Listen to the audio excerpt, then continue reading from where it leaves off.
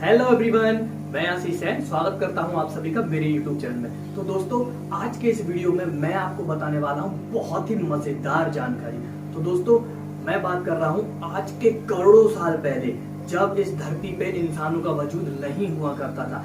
रहते थे तो सिर्फ बड़े बड़े साइज के डायनासोर्स, है ना। सिर्फ इस धरती पे डायनासोर्स रहा करते थे। तो आज के इस वीडियो में मैं आपको बताऊंगा कि कैसे इस धरती से डायनासोर्स का अंत हुआ और कैसे इस धरती पे हम इंसानों की शुरुआत हुई। तो इस वीडियो को पूरा देखिएगा, वरना आपको बिल्कुल भी मजा नहीं आएगा और कोई भी जानकारी नहीं मिलेगी। तो वीडियो को अंत तक जरूर देखिए, क्योंकि इसमें बहुत ही मजेदार इंटरेस्टिंग फैक्ट आपको मालूम चलेंगे कि किस तरह इस धरती पे डायनासोर्स का अंत हुआ और कैसे हम इंसानों की शुरुआत हुई। तो चलिए, without wasting time, let's start video. तो गाइस, आज से करोड़ों साल पहले धरती पर डायनासोर की जन्म की प्रक्रिया आरंभ हो चुकी थी, जो आगे चलकर बहुत ही बड़े व विशालकाय जीव का रूप धारण करने वाले थे। डायनासोर्स जो कि रेंगने वाले जीवों के वंशज माने जाते हैं। डायनासोर जिन्होंने लंबे समय तक हमारी धरती पर राज किया। आखिर वह कौन सी घटना घटी होगी जिस वजह से पूरी की पूरी डायनासोर प्रजाति का धरती से सफाया हो गया, एक भी डायनासोर हमारी धरती पे नहीं बचा। वह कौन सी घटना थी, इसे जानने के लिए हमें समय में पीछे जाना पड़ेगा। तो आइए चलते हैं आज से लगभग 6.5 करोड़ साल पहले। आज से लगभग 6.5 करोड़ साल पहले हमारी धरती का वातावरण बिल्कुल साफ था। चमचमाती रोशनी, खुला वातावरण, समुद्र की ठंडी ठंडी हवाएं और यह डायनासोर्स जो कि 2 कैटेगरी में हमारी धरती पे पाए जाते थे। एक शाकाहारी, जो कि पेड़ पौधों की पत्तियां खाकर अपना पेट भरते थे और अपना जीवन जीते थे। तो वहीं दूसरी तरफ मांसाहारी, जो कि भूख लगने पर अपने ही बच्चों को खा जाते थे।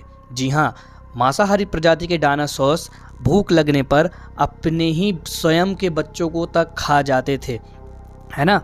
तो इस तरह धरती पर 2 प्रजाति निवास करती थीं, एक शाकाहारी और दूसरे मांसाहारी। डायनासोर्स इतने मज़े से धरती पर रहा करते थे, लेकिन ये नहीं जानते थे कि बहुत जल्द इनकी ज़िंदगी तबाह होने वाली है। ऐसा नहीं है कि सिर्फ डायनासोर्स ही उस समय धरती पे रहा करते थे, एक और प्रजाति भी उस समय धरती पे पाई जाती थी। जी हाँ, मैं बात कर रहा हूँ मैमल्स की। मैमल्स जो कि दिखने में बिल्कुल चूहे की तरह थे, छोटे आकार के। ये अपने आप को धरती के अंदर बिल बनाकर छिपा कर रखते थे, क्योंकि अगर ये अंदर नहीं रहेंगे तो डायनासोर्स इनको खा जाएंगे।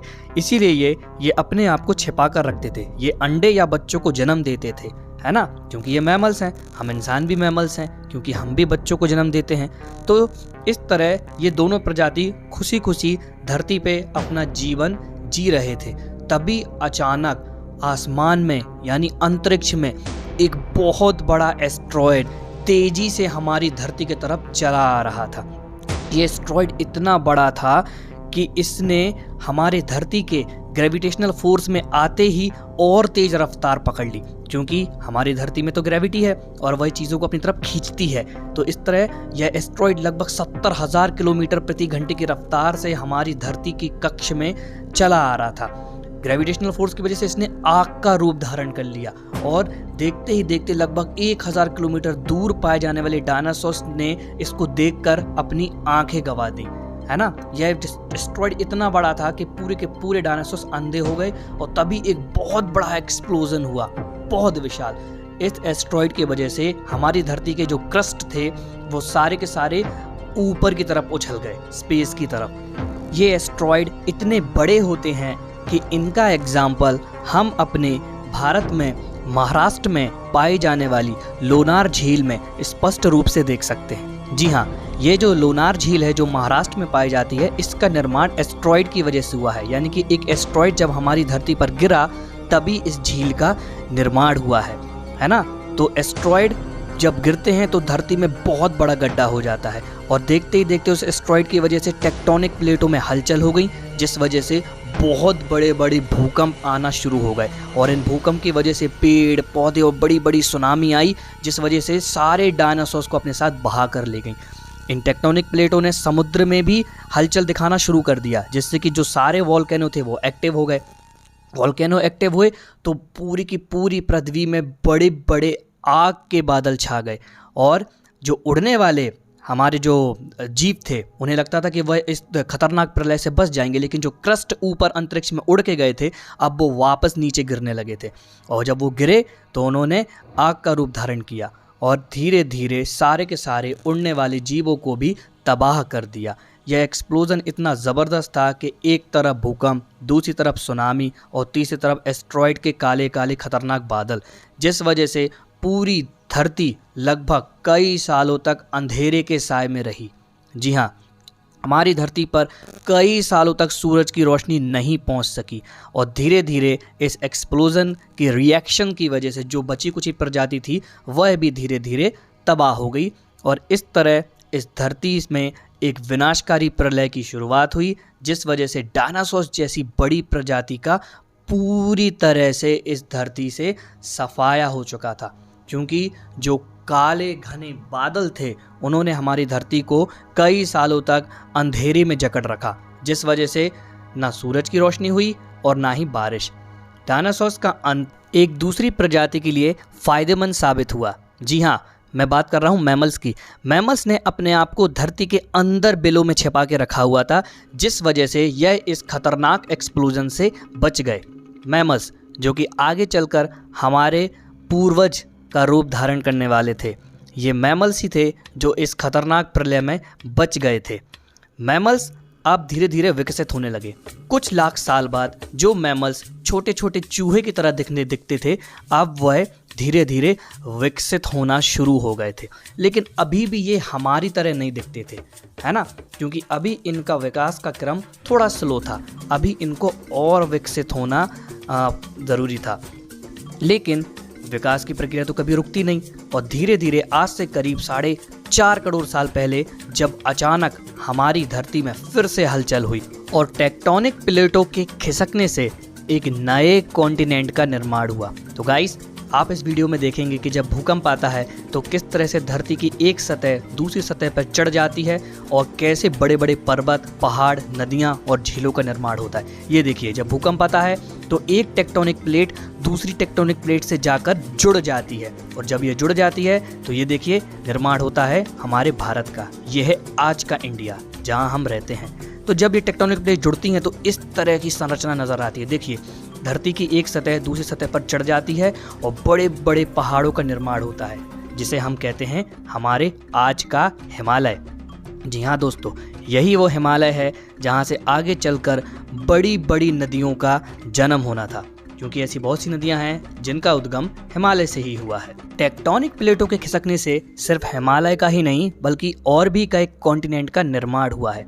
आज से लगभग 40 लाख साल पहले की बात मैं आपको बताता हूँ, जब फिर से हमारी धरती में हलचल हुई और अफ्रीका के ईस्ट रिफ्ट वैली में फिर से टेक्टोनिक प्लेटों के खिसकने की वजह से एक और बड़ी संरचना का निर्माण हुआ, जिससे बड़े बड़े पर्वतों का निर्माण हुआ, और यहीं पर पाए जाते थे हमारे पूर्वज, जिन्हें हम कहते हैं एल्प्स। एल्प्स इस रिफ्ट वैली में पाए जाते थे अफ्रीका की। अब क्योंकि टेक्टोनिक प्लेट की वजह से एक बड़े पर्वत का निर्माण हो चुका था, जिस वजह से यहाँ पर नदी और बारिश और मौसम की कमी की वजह से लगभग सूखे जैसे हालात नज़र आने लगे। अब हमारे पूर्वजों को खाने की तलाश के लिए नीचे उतरना पड़ा, है ना। तो जैसे ही हमारे पूर्वजों ने नीचे उतरना आरंभ किया, वह समझ गए कि यह तो चल भी सकते हैं। तो गाइस, जिस तरह से हमारे पूर्वज जो पेड़ों पे फंसे रहे वो डेवलप नहीं हो पाए, और जिन्होंने खाने की तलाश में चलना शुरू कर दिया वो आगे जाकर मनुष्य का रूप धारण कर लेंगे, है ना। तो यही है विकास की प्रक्रिया। जो पूर्वज हमारे आगे बढ़ना शुरू कर दिए, उनकी पीढ़ियों में धीरे धीरे बदलाव नज़र आने लगे। आज का जो हमारा वंशज था वह काफ़ी डेवलप था। उन्होंने लकड़ियों के औजार बनाकर शिकार करना आरंभ कर दिया था। खुद को बचाने के लिए ठंड और गर्मी से गुफाओं में घर बनाकर रहने लगे। हमारे पूर्वजों ने आग का आविष्कार कर लिया था, जो कि उस समय की सबसे बड़ी उपलब्धि थी। आग के आविष्कार करने की वजह से यह कच्चे मांस को पकाकर खाते थे, जिससे इन्हें चबाने में बहुत ही कम ऊर्जा खर्च होती थी, जिस वजह से इनकी इस ऊर्जा का इस्तेमाल इनके मस्तिष्क में होने लगा। मस्तिष्क में इस ऊर्जा के इस्तेमाल होने की वजह से इनके दिमाग का आकार अब बढ़ने लगा। आज जिन्हें हम होमो इरेक्टस कहते हैं, यह प्रजाति काफ़ी विकसित थी। ये समूह में रहते थे, मिलकर खाना बनाते थे और एक दूसरे के विचार व्यक्त करने के लिए अलग अलग आवाज़ें निकालकर भाषा का निर्माण करते थे। तो हमारे इन पूर्वजों ने भाषा का निर्माण कर लिया था, आग का आविष्कार कर लिया था, हथियार बना लिए थे। अब धीरे धीरे यह और विकसित होना शुरू हुए। करीब 2 लाख साल पहले यही पूर्वज आगे चलकर होमो सेपियंस का रूप धारण कर चुके थे। होमो सेपियंस, जो कि हम मनुष्य का साइंटिफिक नेम होमो सेपियंस, यह बहुत ज़्यादा डेवलप प्रजाति थी क्योंकि इसके पास हथियार थे, दिमाग था। तो दोस्तों, अभी कुछ ही सेकंड पहले हमने इस धरती पे डायनासोर के अंत से लेकर धरती के विनाश तक की कहानी को जाना। हमने जाना कि कैसे इस धरती जिस पे हम रहते हैं उसका निर्माण हुआ, कैसे बादल, आकाश, तारे, ग्रह, इन सभी का निर्माण हुआ। लेकिन गाइस, अभी हमारा विकास रुका नहीं है, हम निरंतर बढ़ते जा रहे हैं और हमें अभी आगे और भी कई रहस्यमयी गुत्थियों को सुलझाना है। हमें इस दुनिया को बताना है कि इस धरती पे सबसे ज़्यादा बुद्धिमान प्रजाति जो है वो हम मनुष्य ही हैं। अगर हम चांद पे जा सकते हैं, ऊंचे ऊंचे पर्वतों पर चढ़ सकते हैं, तो हम कुछ भी कर सकते हैं। अभी तो हमें इस दुनिया में खतरनाक वायरस जैसे कि कोरोना, इनसे निपटने के लिए पहले से ही प्रभावशाली और बहुत ही असरदार वैक्सीन का निर्माण करना है, ताकि भविष्य में इस तरह की खतरनाक महामारी से हम पहले से ही बच सकें और हमारे पास पहले से ही वैक्सीन हो, ताकि हमें इस तरह के वायरस से डरने की कोई आवश्यकता ना हो।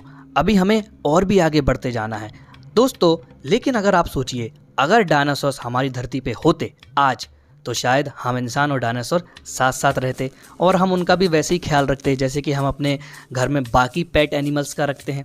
कितनी मज़ेदार दुनिया होती ना जब डायनासोर इंसान साथ साथ रहा करते। हाँ, इसमें ये नेगेटिव पॉइंट आ सकता है कि ऐसा ना हो कि वो बड़े होकर हमें खा जाते, है ना। तो गाइस, ये थी कहानी डायनासोर्स की। उम्मीद है कि आप सभी को पसंद आई हो। सो गाइस, ये था हमारा वीडियो डायनासोर्स के अंत का और हम इंसानों की शुरुआत का। उम्मीद है कि आप सभी को ये अमेजिंग फैक्ट बहुत पसंद आया हो। दोस्तों, ऐसा नहीं है कि कोई इंसान उस समय में था जिसके पास कैमरा था और उसने ये सब रिकॉर्ड कर लिया और ये सारी जानकारी हमको दे रहा है ना। तो ऐसा कुछ नहीं है। कुछ मेथड होते हैं जिसके से हम लॉजिक लगाकर ये मालूम कर लेते हैं कि आज के कितने साल पहले डायनासोर्स हुआ करते थे, कितने साल पहले हमारी पृथ्वी का जन्म हुआ, कितने साल पहले सूरज का जन्म हुआ, कितने साल पहले बिग बैंग थ्योरी घटी हुई। तो ये सारी कार्बन डेटिंग पद्धति होती है ना, एक टेक्नोलॉजी होती है जिससे जो फॉसिल्स होते हैं, जो हमें चट्टानों और पत्थरों के नीचे पाए जाते हैं ना, उन पे वो प्रयोग किए जाते हैं, जिससे हम एक अनुमान लगा लेते हैं कि ये फॉसिल्स कितने साल पुराने हैं और कितने साल इनको हो चुके हैं, है ना। तो इसी वजह से हमारे जो साइंटिस्ट हैं वो इस मेथड का इस्तेमाल करके हर वो चीज जो पहले घट चुकी है उसका पता लगा लेते हैं। ऑलराइट, तो ये थी कहानी डायनासोर्स के अंत की और हम इंसानों की शुरुआत की। और अभी हमारा जो सफर है ना वो रुका नहीं है ना, अभी वो चलता ही जा रहा है। अभी और भी रोमांच बाकी है, अभी हमें और भी बहुत कुछ करना है, आगे बढ़ना है, सारी चुनौतियों का सामना करना है, ये कोरोना वायरस जैसी चीजों को हराना है ना। जब हम टेक्नोलॉजी में इतने आगे निकल चुके हैं तो फिर ये तो एक मामूली सी चीज है भाई, है ना। भविष्य में कुछ साइंटिस्ट ऐसी मजेदार चीज जरूर बनाएंगे जिससे कि पहले से ही इन खतरनाक बीमारियों से बचा जा सके। ऑलराइट, सो दोस्तों, उम्मीद है कि आप सभी को ये वीडियो पसंद आई, तो कमेंट जरूर करें और अपना एक्सपीरियंस शेयर करें। ऑलराइट, तो मिलते हैं अगले वीडियो में, तब तक के लिए बाय बाय।